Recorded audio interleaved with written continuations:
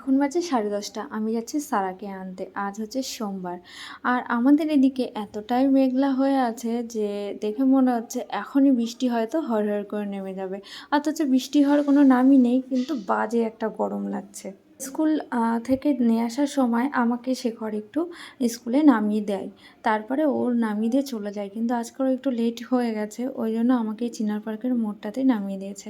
তো আমি এখান থেকে এইটুকু হেঁটেই যাচ্ছি, চিনার পার্কের মোড়ের কাছেই স্যারের স্কুলটা। তারপরে ও ছুটি হয়ে গেল, আমি নিয়ে নিলাম ওকে।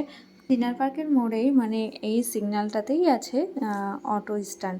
তো এখান থেকে অটোতে উঠবো। অটোতে উঠেও গেছি আমরা। আর এখানে স্যারের ক্লাস ফ্রেন্ড ছিল, তো আমরা সবাই গল্প করতে করতেই যাচ্ছিলাম। আর আমাদের ফ্ল্যাট থেকে স্কুলটা খুব একটা বেশি দূর না, অটোতে তো একদমই অল্প টাইম লাগে। এতদিন ছিলাম না, ওই জন্য স্যারের ইউনিফর্মটাও নেওয়া হয়নি। আজকে স্যারের ইউনিফর্মটা দিয়েছে, তো বাড়িতে এসে দেখছিলাম যে কেমন কি। দেখলাম বেশ ভালোই।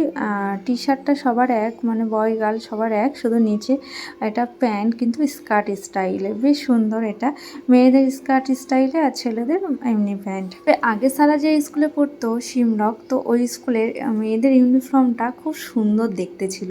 তারপরে ওর হোমওয়ার্ক কী দিয়েছে সেগুলো আমি একটু চেক করছিলাম। ওকে বাড়িতে এসে আগে আমি শরবত খাইয়ে দিয়েছি, দিয়ে একটু ফ্যানের নিচে ওকে বসিয়ে রেখেছি। তারপরে স্নান করিয়ে দেবো একটু রেস্ট করার পরে। আর আমি ততক্ষণে একটু ওর হোমওয়ার্কগুলো দেখে নিচ্ছি, স্কুলে কী কী করেছে আর কী কী দিয়েছে। স্যারকে স্কুল থেকে আনার পরে আগে ওর ব্যাগ থেকে আমি টিফিন বক্স আর জলের বোতলটা বার করি।